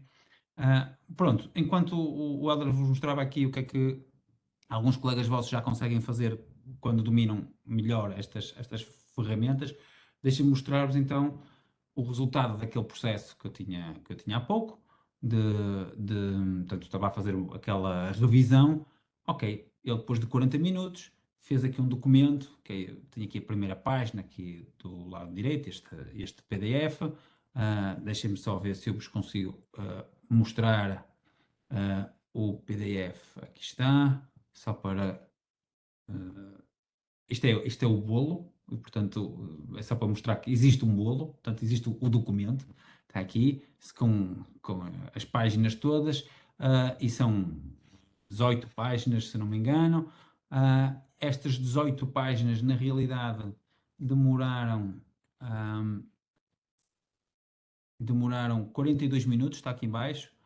Tem 32 citações no documento, tem 346 pesquisas de múltiplas páginas que ele fez enquanto esteve aqui entretido. Outra vez, não me perguntem se isto está certo ou não, mas pelo menos em termos de quantidade de trabalho fica fácil de nós percebermos que isto realmente é capaz de automatizar muito deste processo. Isto que ele teve a fazer é uma coisa próxima dos agentes que eu falava há pouco, porque na realidade ele esteve aqui a fazer perguntas e consoante as respostas, a fazer perguntas à internet, consoante as respostas fazia outras perguntas e esteve aqui entretido durante 42 minutos. Fez um documento, que é aquele PDF, e depois com esse documento eu posso fazer muitas outras coisas. E uma em particular que eu gostava de vos mostrar, o Helder na realidade já mostrou aqui um colega vosso que tinha usado uma coisa parecida.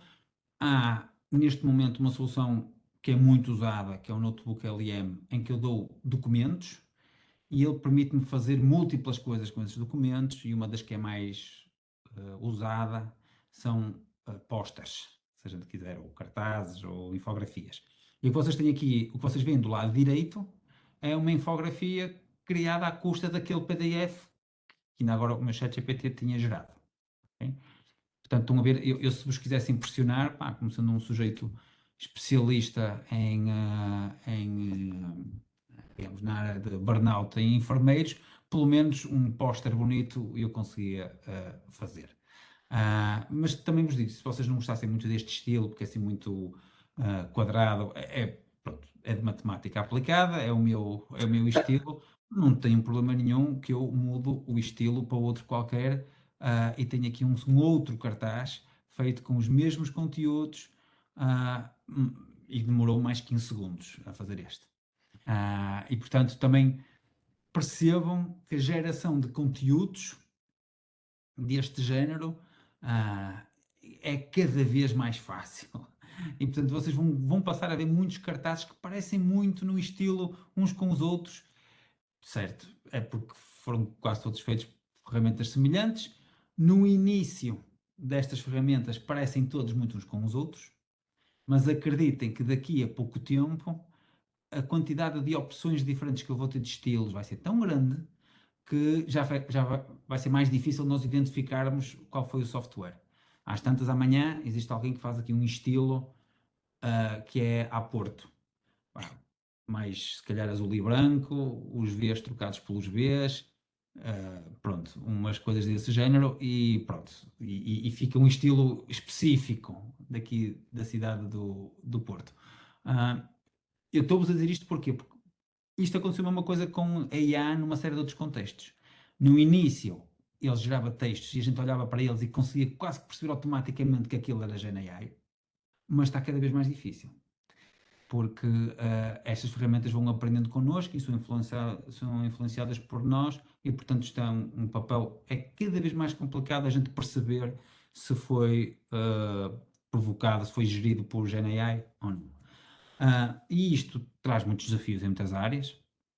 Eu, pessoalmente, não tenho... Já vos disse, eu sou professor universitário. Vocês imaginem o que é eu ter que fazer avaliações de alunos e obrigar os alunos a fazerem trabalhos e depois eu já não sei o que é que estou a avaliar, se estou a avaliar o que o aluno fez, o que a GenAI fez, o que o aluno fez com a GenAI, fica muito difícil, muito divertido, vamos dizer assim, e portanto, saber como a gente deve preparar as pessoas para ensinar e para aprender é um enorme desafio, e por isso eu gostava de voltar a reforçar, fico muito contente que estes tópicos sejam tratados pela ordem, porque se há uma coisa que é óbvia, nós vamos passar os próximos anos todos a pensar sobre o que é que faz sentido ensinar, como aprender, e portanto, isto e maior parte das respostas que a gente acha que são definitivas não são. Eu diria que neste momento está quase tudo em causa e portanto a gente tem que pensar o que é que a gente quer e não assumir respostas finais para isso. Portanto, deixámos aqui sim, algumas questões, em particular no ensino superior, portanto, e na formação da enfermagem. Isto que eu vos vou dizer, muitos dos meus colegas professores não gostam muito que eu diga estas coisas, mas cada um diz aquilo que acredita, e neste caso, no meu caso, os meus alunos são todos obrigados a usar GenAI. Na realidade, eu estou a começar a obrigar os meus alunos a usar GenAI no exame final, porque é o que eu acho que eles vão ter que fazer quando vierem cá para fora. Portanto, eu quero-os preparar para o terreno. Em algumas unidades curriculares é certamente muito mais difícil do que noutras, mas é um mindset completamente diferente e é terrível para o professor. Atenção, eu não estou a dizer isto para ser mais fácil, é muito mais difícil para o professor. E para os alunos a gente também consegue que seja difícil, não é só para Era isso que eu ia dizer. Eu acho que os piores exames que eu tive foram os exames de consulta.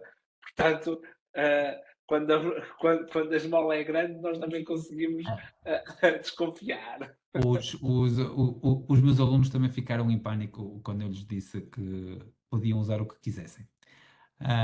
Mas Mas assim, é uma aprendizagem para mim, é uma aprendizagem para eles, é evidente, é difícil no início, mas a gente tem que perceber que este é um mundo novo que a gente tem aqui. E portanto a gente temos que explorar, temos que experimentar. Há uma nota em particular que eu vos queria dizer, em particular para os profissionais. Usar este tipo de ferramentas no dia a dia, pronto, eu diria que é o essencial. Fazer aquelas tarefas de quero escrever um e-mail, quero escrever um bloco de texto, isso se vocês não fazem neste momento isso, tem que se despachar, porque é o novo normal. Há um nível intermédio que é, ok, eu quero já coisas mais específicas, quero fazer análise de dados, quero fazer indicadores, quero automatizar algumas tarefas administrativas que eu faço todos os dias, eu quero que isto me ajude a fazer isso, resumir documentos, ok, já é um nível intermédio, já é preciso algumas daquelas técnicas de prompt que eu fui falando, ok, e que o Adá também mostrou aqui, alguns trabalhos já vão nesse sentido, é um nível mais avançado. O que vem aí? Pá, o que vem aí é eu ter a capacidade de automatizar uma série de processos. Em particular com a questão dos agentes, e eu ser capaz de perceber, opá, quais é que são as ferramentas que estão aqui neste momento à disposição.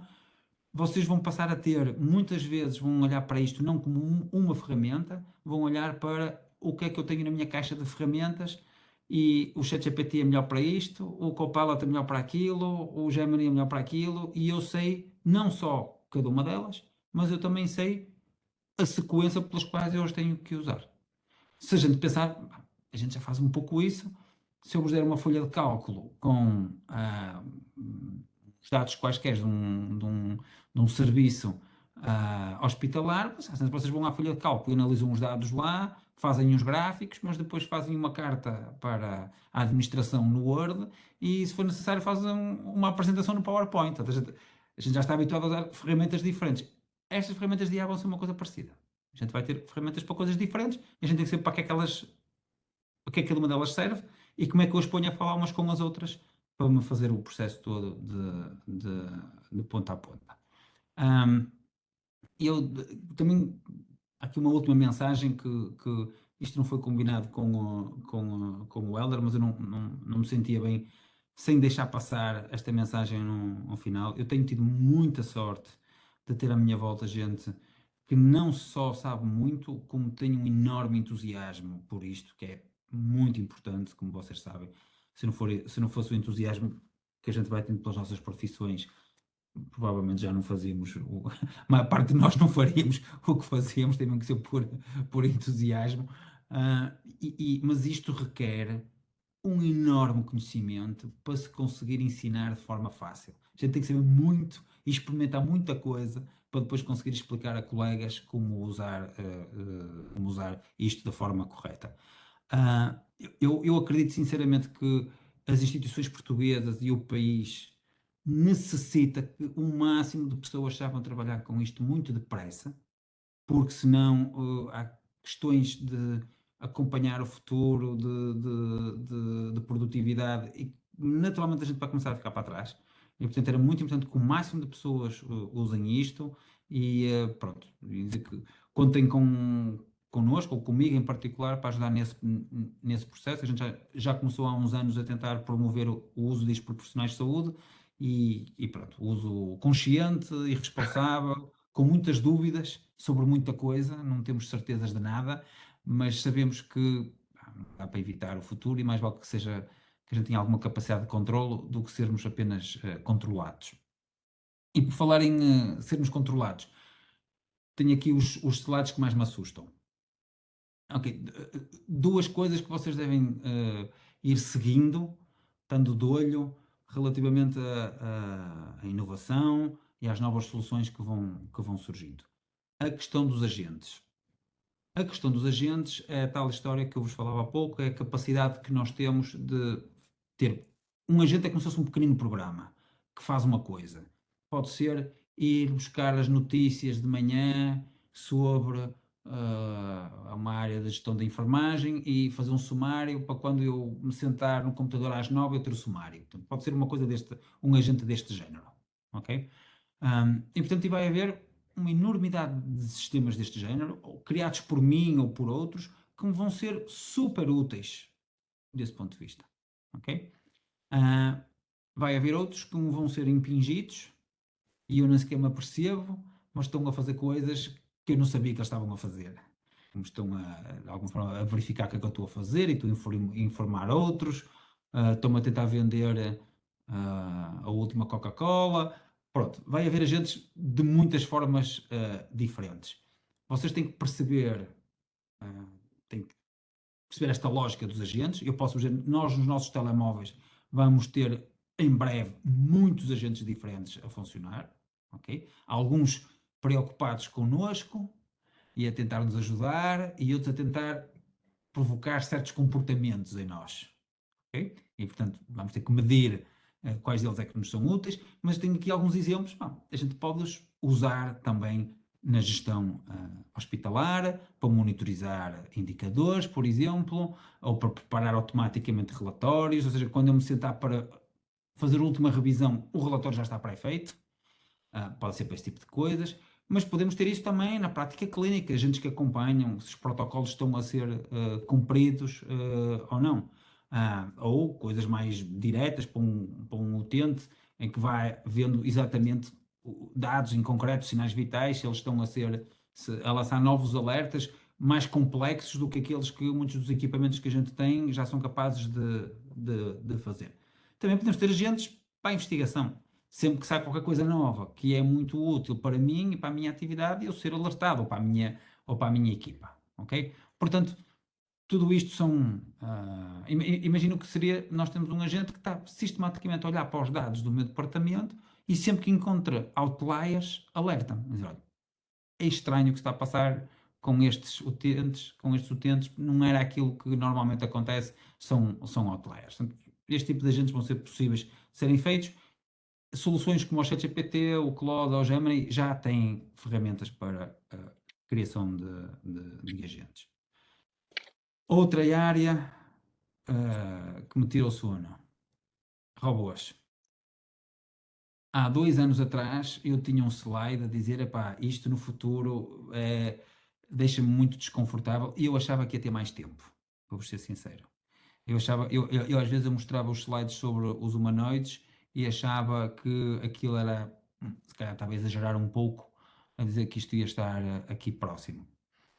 Quando a gente vê as últimas notícias do que é que está a ser enviado para as linhas da frente de algumas guerras, a gente começa a perceber que se calhar a gente tem mesmo que estar assustado com isto. Muitos dos filmes dos anos 90 parece que vão aparecer rapidamente para nos assustar no dia a dia. É evidente que nós temos alguns robôs com efeitos simpáticos, pode ser o Da Vinci, portanto, e robotização também na área da logística, uma coisa que também já é muito usada, mas aqueles do meio, eu não sei se vão vingar ou não, mas do ponto de vista técnico, não há razão para não vingarem. Depois há outras questões, se a gente se habitua a ter humanoides a andar na rua ou em nossa casa, nas instituições ou não, isso já a gente pode nunca chegar a esse ponto ou demorar muito tempo a chegar, mas não vai ser porque não existe o equipamento, ok? Vai ser porque a gente na realidade não quer. Eu conheço hospitais, e certamente vocês conhecem também uma série deles, que já têm aqueles robozinhos pequenos que andam a levar medicamentos ou equipamentos ou o que quer que seja de um lado para o outro. Aqueles robozinhos pequenos amanhã terem pernas e braços não é assim muito difícil. Em vez de ter botões para a gente dizer, dar algumas instruções, serem capazes de falar e de entender o que a gente diz, também não é muito difícil. Portanto, e a gente vê que estamos muito perto de ter então uns seres popular as nossas instituições de saúde para muitas dessas funções. Eu, pessoalmente, estou ansioso que me venham lavar a louça cá em casa, que é assim a minha principal função que eu antecipo para o mesmo, mas é normal que vá fazer outro tipo de coisas no futuro. Portanto, o que é que eu acho que a gente pode esperar? Podemos esperar agentes que está, autónomos, podem ser pequenos programas de software, podemos esperar, isto já é muito uma realidade, uma IA multimodal. Quando digo multimodal eu posso falar com ela, posso ouvir, ela pode ver vídeos, eu posso mandar vídeos, portanto não importa os formatos, ela é capaz de tratar os formatos todos. Podemos esperar também regulamentação muito forte nos próximos anos. A União Europeia, desse ponto de vista, lidera no mundo. Eu, pessoalmente, acho muito bem, mesmo que nos crie alguns problemas a regulamentação, assusta muito mais isto sem estar regulamentado, e, portanto, acho que é uma boa ideia. E acho que podemos esperar uma inteligência artificial mais física, robôs e wearables inteligentes, portanto, não só software, mas também uma componente física, e temos que ter aqui uma preocupação muito grande com a questão da ética e da privacidade. Portanto, a questão aqui, sinceramente, não é se a IA vai mudar a enfermagem ou não, como é óbvio, é mesmo como é que nos preparamos.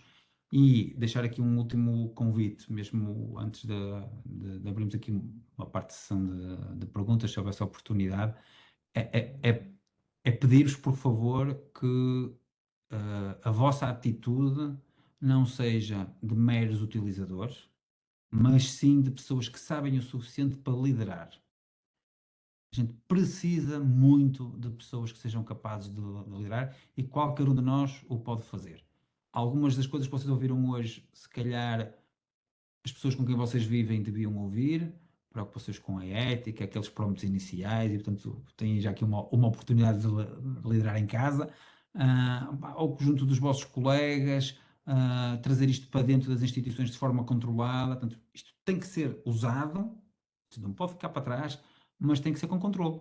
E isso aqui reserva-nos a todos nós um papel muito importante nesse controle. Muito obrigado pela atenção e pronto, imagino que a gente possa agora ter algum tempo convosco de questões. Muito obrigada, os dois. De facto, as ferramentas de inteligência artificial e a inteligência artificial vai estar presente nas nossas vidas profissionais, na nossa vida pessoal, e é muito importante que sejamos capazes de trabalhar corretamente com elas. Eu tive o privilégio de fazer um curso com o enfermeiro Helder e com o professor Ricardo. Aprendi muito e dei um salto muito grande, mesmo a nível de investigação. Há ferramentas muito interessantes que ajudam muito a fazer investigação. E que também ajudam muito a analisar artigos que nós, no nosso dia a dia, por exemplo, o Notebook LM é uma ferramenta excelente para isso.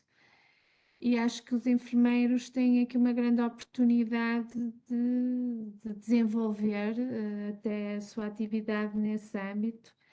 Eu, cada vez que mexo no ChatGPT ou noutra ferramenta, eu aprendo sempre coisas novas esta questão de ter um assistente. Eu já tenho vários assistentes que tenho nomes, um é a Amélia, que me fala sobre desempenho, avaliação de desempenho, por exemplo. Criei um assistente para isso e é muito interessante porque de facto ajuda-me bastante, não é? E ajuda-me muito na minha atividade diária. E até no âmbito que eu sou doutoranda, tenho tido, eu sou doutoranda no ICBAS e tem trazido uma grande ajuda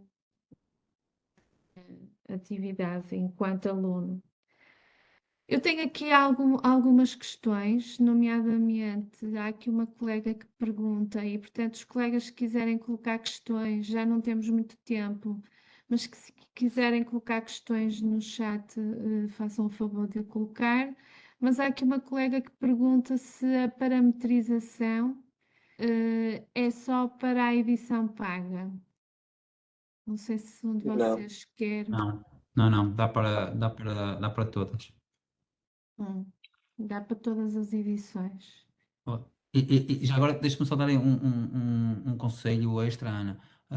Eu em minha casa tenho o ChatGPT já há bastante tempo e tenho 2 filhos universitários, e numa lógica, eu diria, tipicamente portuguesa, eu comprei uma conta e dividimos entre os 4 cá em casa. Portanto, a gente faz aqui uma poupança de recursos. E parte daquela parametrização que eu acabei por criar, que na realidade, no meu caso, não foi aquela que eu vos partilhei, foi uma coisa muito focada na qualidade do trabalho científico, e eu fiz também para obrigar os meus filhos a usarem o ChatGPT da forma correta. E, portanto, foi uma maldade que lhes fiz.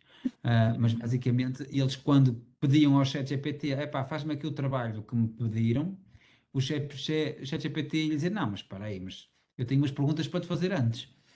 E, portanto, era como se fosse um tutor. Ele ajudava, mas guiado, não é agora pedir o trabalho e a coisa está feita. Não é? Então também tem esse poder daquela personalização inicial servir para isso. Está Pronto, eu só aqui, estão partilhei um uns bocadinho colegas. a tela só para mostrar o sítio da personalização e Exato. seja em conta parte gratuita ou em conta paga. É sempre neste sítio e depois é novamente na parte da personalização. Também está aqui uma colega a perguntar se, hum, que não percebeu como é que se cria o Tobias, portanto, como é que se cria um assistente. Pois, isso eu diria que é cenas para os próximos episódios.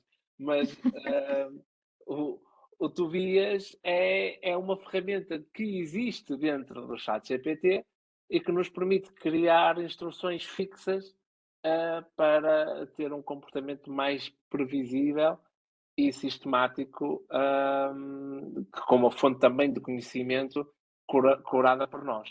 Mas é uma ferramenta que tem dentro do ChatGPT, e aqui sim, só no ChatGPT com uma versão paga, mas o Gemini tem algo muito próximo, que são as Gems, e que já tem conteúdo acesso gratuito. Sim. Uh, Basicamente é um sítio em que eu digo como é que eu quero que ele se comporte e depois fica com um link que eu posso partilhar com outras pessoas. E as pessoas depois basta terem o link e entram dentro desse agente, vamos dizer assim, desse chat específico para uma coisa, não é? Eu tinha aqui, Ana, sim, colocado aqui uma pergunta que acho muito importante sobre o notebook LM e a partilha de dados com a Google. E se me permitisse, eu gostava de responder esta questão porque é sim, sim. uma coisa crítica. Estas ferramentas, todas elas, ChatGPT, Google, Copilot, Claude, todas elas, assim, se vocês acedem a estas coisas pela internet, aquilo que vocês lá colocarem, é outra entidade, a empresa vai ter acesso a isso. E às vezes até existem umas edições, umas versões em que eles dizem que é temporário, que não têm acesso às coisas, que esquecem logo a seguir. Oh, malta, se fosse uma coisa do qual a minha vida dependesse, eu não punha, mesmo que eles dissessem que queria esquecer a seguir. Portanto, mais vale a gente assumir tudo aquilo que a gente coloca do outro lado, é possível aceder. Pronto. Dito isto, Está aqui uma colega a perguntar então quais os dados que nunca devem ser colocados. pronto. Bem na sequência dessa observação. Exatamente. Eu diria o seguinte: num mundo ideal, tudo aquilo que seja dados de pessoas que se permitem identificar as pessoas, dados de saúde, nunca devem ser colocados. Legalmente é a única resposta que a gente pode dar a isto.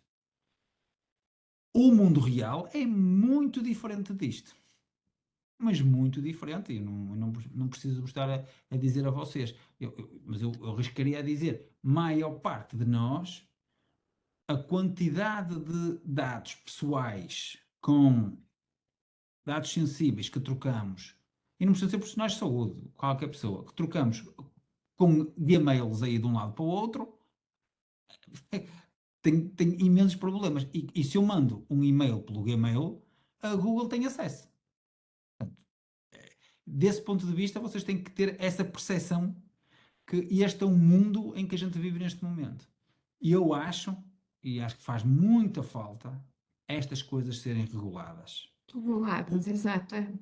Isso é fundamental. E eu felizmente começo a ver algumas instituições a quererem ter soluções, não conseguem ser tão boas, mas são já muito úteis, tipo ChatGPT, dentro dos hospitais.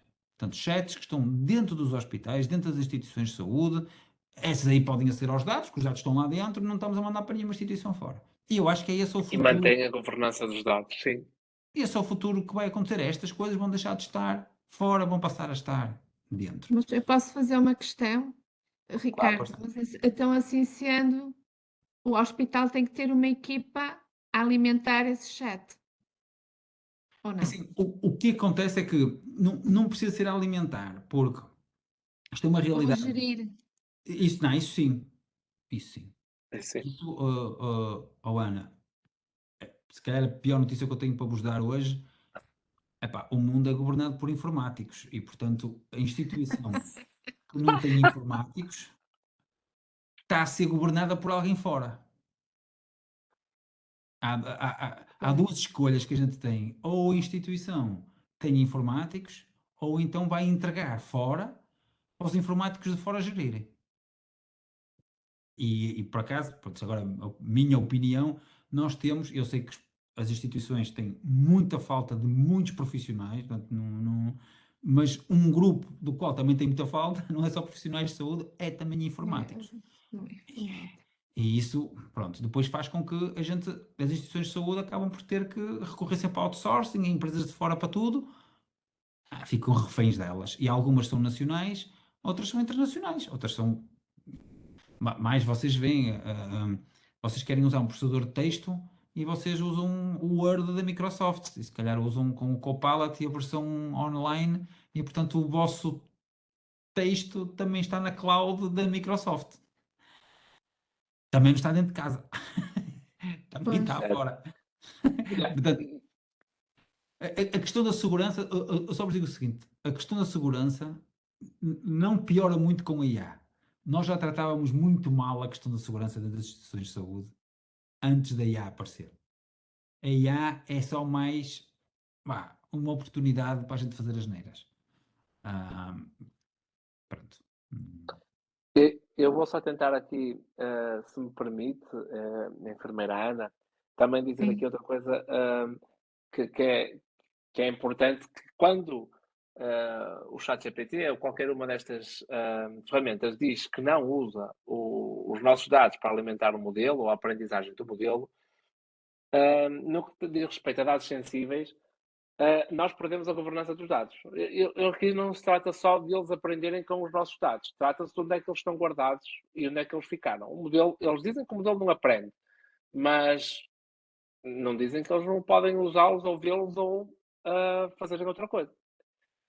E a partir do momento que nós temos os dados dentro de uma gaveta, abrimos a gaveta e pomos em cima de uma mesa de um shopping, lê quem quer.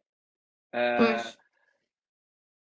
É uma metáfora um bocadinho fraca, mas talvez seja o suficiente para perceber que é diferente eles dizerem que alimentam o modelo e de que os dados estão lá e eles não podem ver. Outra coisa é, porque nós temos o Office 365 no hospital e porque a Microsoft decidiu que o Copilot está dentro do Office 365, não quer necessariamente dizer que o hospital tenha governança dos dados que estão a ser colocados no Copilot. No Copilot. Sim, porque aquilo vai na mesma, os dados entram lá e vai no e-mail, saíram da governança dos sistemas de informação hospitalares e do âmbito do hospital. Portanto, estamos na mesma a fazer leaks de dados para fora. Mas está aqui uma colega precisamente a colocar essa questão, se no Copilot os dados estão protegidos. Estão Pois até protegidos foi no dentro. seguimento das duas que eu Pois. tinha anotado. Uhum. Mas de facto é isso, e a facilidade destas ferramentas estarem na palma da nossa mão, no clique ao lado do nosso browser, torna cada vez mais necessária esta sensação de saber utilizar estas ferramentas e esta sensibilidade necessária para o correto uso dos dados, e que nós não estejamos a contribuir para pequenas, grandes falhas de segurança. Eu diria que se vocês quiserem ver as instituições que estão muito, muito preocupadas com a segurança dos dados, vão ver o que é que fazem as Forças Armadas Francesas. Dizer, não, é só sistemas franceses, nem é sistemas europeus. A gente só quer usar software francês. Pronto, é assim um nível final de segurança. A gente não consegue fazer esse tipo de coisas, obviamente. Como é que vocês conseguem fazer de uma forma mais próxima? Usem isto para tudo aquilo que for mais simples, mais inofensivo, tarefas que não têm identificação de pessoas. Aí, por favor, usem, porque senão, se andam pessoas com medo de olhar por cima do ombro, Claro. faz sentido absolutamente nenhum. Agora, por favor, não peguem numa folha de cálculo com nomes de pessoas e dados e peçam a ele para fazer um artigo científico com aquilo. Não façam Com isso. certeza. Isso é um exemplo, Ana, de como é que a gente consegue usar na mesma as ferramentas para utilizar, certo? Se imagina, vocês têm uma folha de SPSS com os dados dos doentes. Até podem ter, não devíamos, até podem ter o nome das pessoas nessa folha que está no vosso computador. Vocês querem fazer uma análise estatística. Vocês peçam ao ChatGPT a dizer, olha, explicam o que é que têm, não mandam a folha, mas explicam, tenham estas variáveis, este número de casos, e dizem, olha, eu quero fazer esta análise, como é que eu faço? E ele gera-vos o código, tipicamente a sintaxe da SPSS, e vocês fazem copy-paste para o vosso SPSS. Os dados nunca vão para o ChatGPT, mas o ChatGPT ensina-vos quais é que são as instruções que vocês devem fazer. Portanto, muitas vezes nós temos controlo sobre isso. Não é? Eu posso dizer, em vez de dizer para quem é que quer mandar a carta, qual é o doente que vai receber a carta, eu só lhe passo uma carta para um doente X. Explique-me Pois, o que é.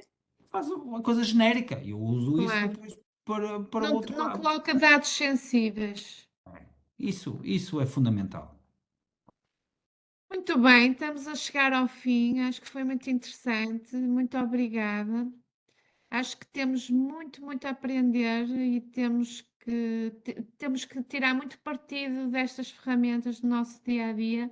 Quero agradecer muito ao enfermeiro Hélder Palheira e ao professor Ricardo Correia terem aceito este convite, a enfermeira Ana Fonseca e a Academia da Ordem dos Enfermeiros ter aceito este nosso pedido da realização destes webinars e agradecer a todos os presentes. Muito obrigada. Eu penso que estará depois disponível a gravação deste webinar. Boa noite, obrigada. Obrigado, boa noite. Muito boa noite e obrigado Muito também. boa noite e obrigada. Boa noite e obrigada, foi excelente. Obrigada. Obrigada, professora Ana. Obrigado, Obrigada.